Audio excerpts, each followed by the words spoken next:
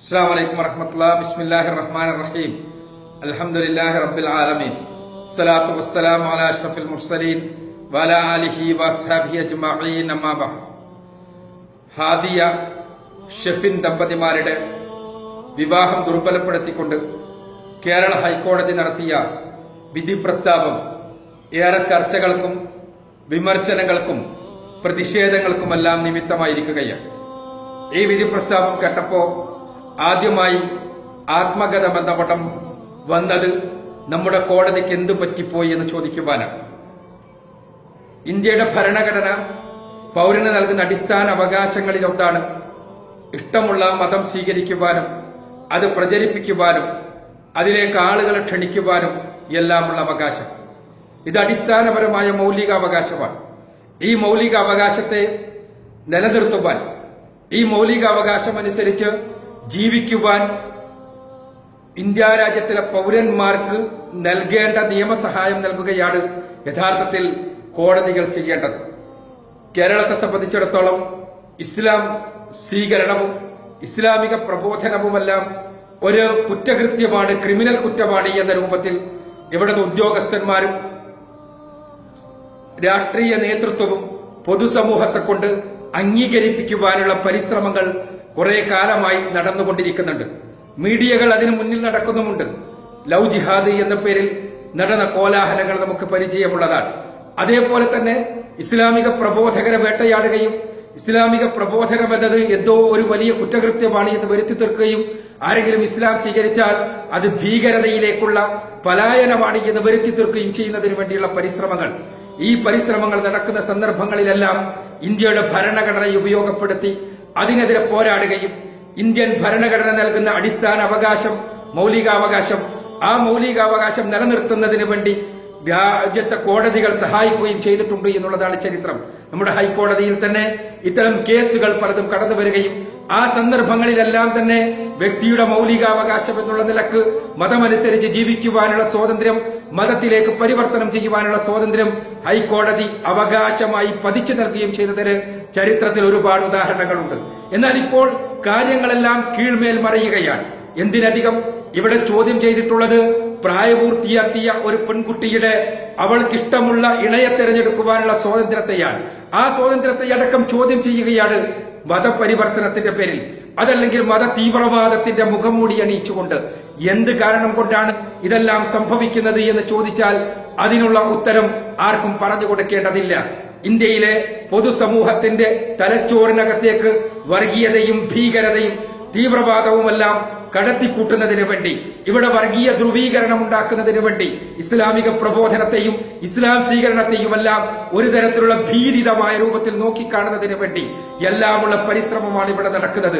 ഇവിടെ പറയപ്പെട്ട പെൺകുട്ടിയുടെ പിതാവ് പച്ചയായി ആ കുട്ടിയോട് ഇസ്ലാം സ്വീകരിച്ച് ഞാൻ സർവ്വലോക രക്ഷിതാവായ തമ്പുരാനെ മാത്രമേ ആരാധിക്കൂ എന്ന് പറഞ്ഞ, അവന്റെ നിയമനിർദ്ദേശങ്ങൾ അനുസരിച്ച് ജീവിക്കുവാനാണ് ഞാൻ ഇസ്ലാം സ്വീകരിച്ചത് എന്ന് പറഞ്ഞ, ഈ രാജ്യത്തിലെ നിയമം അനുസരിച്ച് ജീവിക്കുക മാത്രമാണ് ചെയ്യുക എന്ന് പറഞ്ഞ, ഈ നാട്ടിൽ തന്നെ പൂർണ്ണമായി മുസ്ലിമായി ജീവിച്ച് ഇവിടെ ആതുര ശുശ്രൂഷ രംഗത്ത് പ്രവർത്തിക്കുകയാണ് താൻ ചെയ്യുക എന്ന് പറഞ്ഞ ആ കുട്ടിയോട് ഇല്ല, ഇവിടത്തെ സംവിധാനങ്ങൾ ഉപയോഗിച്ച് ഗർഭാപ്പസി നടത്തി ഞാൻ തിരിച്ചു കൊണ്ടുവരിക തന്നെ ചെയ്യും എന്ന് വെല്ലുവിളിച്ച പിതാവ്, ആ പിതാവിന്റെ പിതൃത്വത്തെ അദ്ദേഹത്തിന്റെ സ്വാഭാവികമായ പ്രയാസങ്ങളെയെല്ലാം അംഗീകരിച്ചുകൊണ്ട് തന്നെ പറയട്ടെ, ഈ രൂപത്തിലുള്ള പ്രസ്താവനകൾ നടത്തുന്ന ആളുകൾക്ക് അവർക്കുള്ള നിയമസഹായം നൽകുകയാണോ ഭരണഘടന പ്രകാരം വിധി പുറപ്പെടുവിക്കേണ്ട കോടതികളുടെ ചുമതല എന്ന് നമ്മൾ പരിശോധിക്കേണ്ടതാണ്, ആലോചിക്കേണ്ടതാണ്.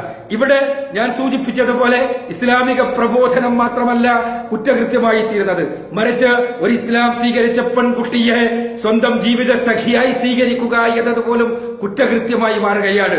അതോടൊപ്പം തന്നെ അത്തരമൊരു പെൺകുട്ടിയെ വിവാഹം ചെയ്യുവാൻ ആവശ്യമായ സംവിധാനങ്ങൾ ഉണ്ടാക്കുക എന്നത് കുറ്റകൃത്യമായി തീരുകയാണ്. ഇവിടെ പൊതുസമൂഹം ഒരുമിച്ച് നിൽക്കേണ്ട, നാടിന്റെ സംസ്കാരത്തെ സ്നേഹിക്കുന്ന, നാടിന്റെ മൂല്യങ്ങളെ സ്നേഹിക്കുന്ന, ജനാധിപത്യക്രമത്തെ അംഗീകരിക്കുന്ന, മതനിരപേക്ഷത നിലനിൽക്കണമെന്ന് ആഗ്രഹിക്കുന്ന മുഴുവൻ ആളുകളും ഒരുമിച്ച് നിന്നുകൊണ്ട് ഈ തോന്നിവാസത്തിനെതിരെ പോരാടേണ്ട സമയമാണിത് എന്ന് മാത്രമാണ് നമ്മൾ ഇവിടെ സൂചിപ്പിക്കുന്നത്. യഥാർത്ഥത്തിൽ ഈ നാടിന്റെ അടിസ്ഥാനപരമായ ബഹുസ്വരതയുടെ കടക്ക് കത്തിവെക്കുന്ന രൂപത്തിലുള്ളതാണ് ഇത്തരം നടപടികൾ എന്ന് പറയാതിരിക്കുവാൻ നിർവാഹമില്ല. അതുകൊണ്ട് തന്നെ ഭരണഘടന പ്രകാരം വിധിക്കേണ്ട ആളുകൾ ഭരണഘടന പ്രകാരം വിധിക്കുന്ന അവസ്ഥാവിശേഷമുണ്ട് എന്ന് ഉറപ്പുവരുത്തേണ്ട ബാധ്യത ഇവിടെയുള്ള ഭരണകൂടത്തിനുണ്ട്. അതേപോലെ തന്നെ ഉദ്യോഗസ്ഥന്മാർക്കുണ്ട്, ഉയർന്ന കോടതികൾക്കുണ്ട് എന്ന് മാത്രമാണ് ഇവിടെ സൂചിപ്പിക്കുവാൻ വേണ്ടി ആഗ്രഹിക്കുന്നത്. തീർച്ചയായും ഇത്തരം രംഗങ്ങളിൽ ഭരണഘടനാപരമായ പോരാട്ടം, ഭരണഘടന ഉപയോഗപ്പെടുത്തിക്കൊണ്ടുള്ള പോരാട്ടം, ആ പോരാട്ടം തന്നെയാണ് നടക്കേണ്ടത്. കലാപത്തിൽ അധിഷ്ഠിതമായിക്കൊണ്ടല്ല, തീവ്രവാദത്തിൽ അധിഷ്ഠിതമായിക്കൊണ്ടല്ല, മറിച്ച് ഭരണഘടന ഉപയോഗപ്പെടുത്തിക്കൊണ്ട്, ഈ നാടിന്റെ ഭരണഘടന ഉപയോഗപ്പെടുത്തിക്കൊണ്ട് ഇത്തരം ഭരണഘടനയ്ക്ക് വിരുദ്ധമായി പ്രവർത്തിക്കുന്ന ആളുകൾ അവരെത്ര വലിയവരാണെങ്കിലും അവരെ പിടിച്ചുകെട്ടുവാൻ നമ്മുടെ നാടിനെ സ്നേഹിക്കുന്ന ആളുകളുടെ കൂട്ടായ്മയുണ്ടായി വരേണ്ട ആ സാഹചര്യത്തിലാണ് നമ്മൾ ജീവിക്കുന്നത് എന്ന് പറയുകയാണ് എന്ന് പറയാതിരിക്കുവാൻ നിർവാഹമില്ല. അതോടൊപ്പം തന്നെ ഇവിടെ സാംസ്കാരിക ബുദ്ധിജീവികളെന്നും മതനിരപേക്ഷവാദികളെന്നും പറയുന്ന ആളുകളുടെ പൊയ്മുഖം അഴിഞ്ഞുപോടുന്നതാണ് നമ്മൾ കാണുന്നത്. എന്തുകൊണ്ടെന്നാൽ ഒരു പെൺകുട്ടി, പ്രായപൂർത്തിയായ പെൺകുട്ടി തനിക്കിഷ്ടമുള്ളയാളെ തന്റെ ഇണയായി സ്വീകരിച്ചു എന്നതിന്റെ പേരിൽ അവൾക്കെതിരെ നിയമ നടപടികളുമായി പോകുമ്പോ ആ നിയമ നടപടികളിൽ കോടതി ഇരയുടെ പക്ഷത്ത് നിൽക്കാതെ വേട്ടക്കാരന്റെ പക്ഷത്ത് നിൽക്കുമ്പോ ആ വേട്ടക്കാരന്റെ പക്ഷത്ത് നിൽക്കുന്ന കോടതിക്കെതിരെ സംസാരിക്കേണ്ടവർ, അതല്ലെങ്കിൽ ഇരയുടെ പക്ഷത്ത് നിൽക്കേണ്ട ആളുകൾ, അത്തരം ആളുകൾ മീഡിയകളാണെങ്കിലും അതേപോലെ തന്നെ മറ്റു ബുദ്ധിജീവികളാണെങ്കിലും സാഹിത്യ നായകന്മാരാണെങ്കിലുമെല്ലാം നിശബ്ദരായിരിക്കുന്നത് കാണുമ്പോൾ നമുക്ക് അത്ഭുതം തോന്നുകയാണ്.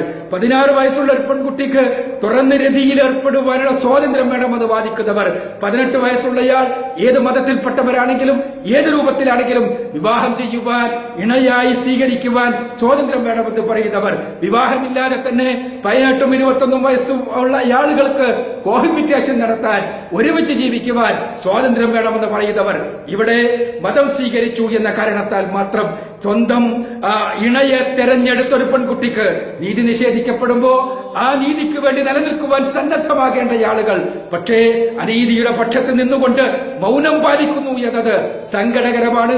അതോടൊപ്പം തന്നെ ഈ മൗനം നമുക്ക് പറഞ്ഞു തരുന്ന ഒരു ഭീഷണമായ സാമൂഹ്യ യാഥാർത്ഥ്യമുണ്ട്.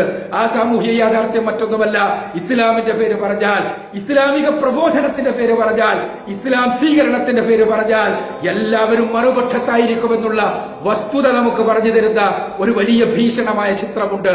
അത് ഇന്ത്യയുടെ പൊതുസമൂഹത്തെ, അതിന്റെ മസ്തിഷ്കത്തെ, അല്ലെങ്കിൽ കേരളത്തിന്റെ മതനിരപേക്ഷ സമൂഹം എന്ന് നമ്മൾ വിളിച്ച അതിന്റെ മസ്തിഷ്കത്തെ വരെ തീവ്രവാദവൽക്കരിക്കുവാൻ, അതല്ലെങ്കിൽ ഫാഷിസ്റ്റ്വൽക്കരിക്കുവാൻ സാധിച്ചിട്ടുണ്ട് ഇവിടത്തെ സാമൂഹ്യ സംവിധാനങ്ങൾക്ക് മീഡിയകൾക്ക് എന്നുള്ള യാഥാർത്ഥ്യമാണ് അത് പറഞ്ഞു തരുന്നത്. അതുകൊണ്ട് തന്നെ ഇസ്ലാമിക പ്രബോധകരെ സംബന്ധിച്ചിടത്തോളം, മുസ്ലിങ്ങളെ സംബന്ധിച്ചിടത്തോളം അവരുടെ ദൗത്യം വർദ്ധിക്കുകയാണ്. എന്തുകൊണ്ടെന്നാൽ ഈ സാമൂഹ്യ സാഹചര്യത്തിൽ ഇസ്ലാമിനെ പൊതുസമൂഹത്തിൽ അവതരിപ്പിക്കുകയും ഇസ്ലാം സ്വീകരിക്കുന്ന ആളുകൾക്ക് ആവശ്യമായ സഹകരണങ്ങളും സഹായങ്ങളും നൽകുകയും അവർക്ക് നിയമപരമായ പരിരക്ഷ നൽകുകയും അതോടൊപ്പം തന്നെ അവരിൽ ഒരാളും തന്നെ ആക്രമിക്കപ്പെടാതിരിക്കുവാനുള്ള സാഹചര്യം സൃഷ്ടിക്കുകയും ചെയ്യേണ്ടത് ഈ സമൂഹത്തിന്റെ, സമുദായത്തിന്റെ ഉത്തരവാദിത്തമായി തീരുകയാണ്. ഇസ്ലാം സ്വീകരിച്ചു എന്നതിന്റെ പേരിൽ മാത്രം നമ്മുടെ സഹോദരൻ ഫൈസൽ പച്ചയായി കൊല ചെയ്യപ്പെട്ടപ്പോ ഇവിടെ ആരും തന്നെ നിയമം കയ്യിലെടുത്തുകൊണ്ടുള്ള ഒരു പ്രവർത്തനം നടത്തരുത് എന്ന് കേരളത്തിലെ മുസ്ലിം സമുദായത്തിലെ നേതാക്കന്മാർ, പണ്ഡിതന്മാർ ഒരുമിച്ച് ഈ സമുദായത്തോട് ആഹ്വാനം ചെയ്തതാണ്. ഈ സമുദായം അതുകൊണ്ട് തന്നെ വളരെ കൃത്യമായി വൈകാരികമായ പ്രതികരണങ്ങളിലേക്ക് പോകാതെ നേതൃത്വത്തെ, പണ്ഡിതന്മാരെ അനുസരിച്ചുകൊണ്ട് മുന്നോട്ടു പോവുകയായിരുന്നു. ഇസ്ലാം പഠിപ്പിച്ച രൂപത്തിലുള്ള പ്രതിഷേധങ്ങളുമായി. എന്നാൽ ഇത് എല്ലാം തന്നെ നടക്കുമ്പോഴും ഈ രാജ്യത്ത് അനീതിയും അക്രമവും വ്യാപിച്ചുകൊണ്ടിരിക്കുന്നു എന്നുള്ള യാഥാർത്ഥ്യം, ആ അക്രമവും അനീതിയുമെല്ലാം ഉണ്ടാകുമ്പോഴും കോടതിയും നമ്മുടെ നിയമകൂടവും ഭരണകൂടവും ആ ഭരണഘടനയും എല്ലാം തന്നെ സംരക്ഷണത്തിനുണ്ടാകും എന്നുള്ള പ്രതീക്ഷയാണ് ന്യൂനപക്ഷങ്ങൾക്ക് ഉള്ള ഏറ്റവും വലിയ പ്രതീക്ഷ. ഇവിടെ ഇതാ ആ പ്രതീക്ഷയും നഷ്ടപ്പെടുന്ന അവസ്ഥയിലേക്ക് പോയാൽ നാട് തകരുകയാണ് ചെയ്യുക.